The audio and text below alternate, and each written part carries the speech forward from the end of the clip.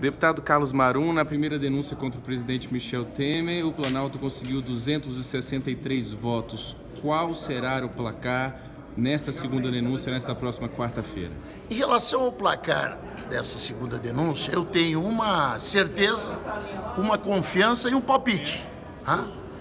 Certeza que a oposição não tem nem perto dos votos necessários para promover esse insano e nefasto afastamento do presidente da República. Tenho a confiança de que teremos mais votos do que tivemos na denúncia anterior.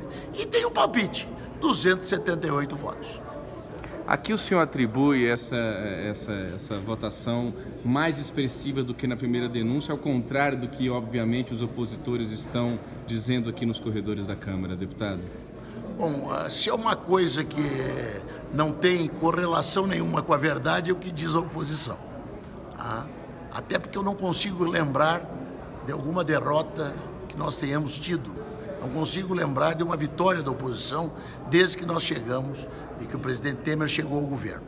Mas vamos aos motivos. Primeiro, a denúncia é mais frágil.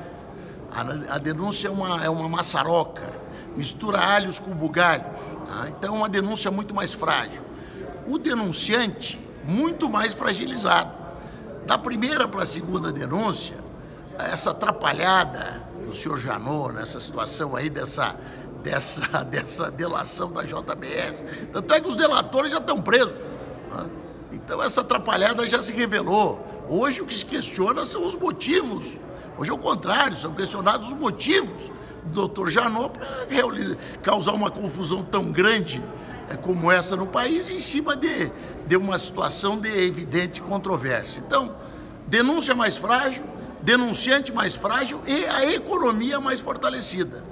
Entre a primeira e a segunda denúncia, os índices econômicos demonstram que nós estamos no caminho certo. Então, para mim, a soma desses três fatores fará com que nós teremos agora mais votos do que tivemos na primeira oportunidade. A oposição está falando, deputado, que nas chamadas bases, nos estados, os deputados estão sendo pressionados a votarem contra o presidente Michel Temer. Se por acaso a oposição estiver certa desta vez, qual será o impacto do fortalecimento da base de Michel Temer no dia seguinte à apreciação dessa segunda denúncia? Olha, eu recebi tantos pedidos para votar contra o presidente Michel Temer nessa ocasião, quanto o número de adesivos fora Temer, você vai encontrar nos primeiros 15 minutos que circular em Brasília, depois de que daqui saíres. Nenhum.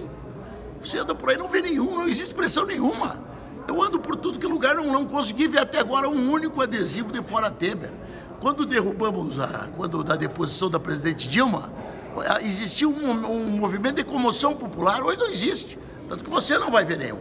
Como você não vai ver nenhum, eu te digo, não tive nenhuma solicitação nesse sentido. Ao contrário, fui muito parabenizado nas minhas bases e estou sendo pela atitude firme que estou tendo nesse caso. Repito, afastar o presidente Temer agora é coisa de uma absoluta insanidade. E é isso que nós estamos vendo nas opiniões dos parlamentares que estão retornando para Brasília. Isso faz com que a gente tenha uma confiança nessa vitória maior do que nós tivemos na votação passada. Deputado, seu codinome quase virou já o grande líder da tropa de choque do Temer, assim também se dizia muito na época de Eduardo Cunha. Sim. O senhor se incomoda com essas avaliações que fazem do senhor em relação à amizade, digamos assim, com o Eduardo Cunha, com Michel Temer, mais do que amizade, uma fidelidade? Deixa eu dizer para ti, em relação ao Eduardo Cunha, aparece uma fidelidade minha.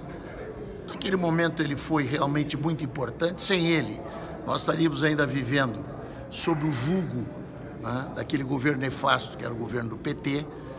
E eu prefiro aparecer na lista de pessoas fiéis do que nas listas de delatados.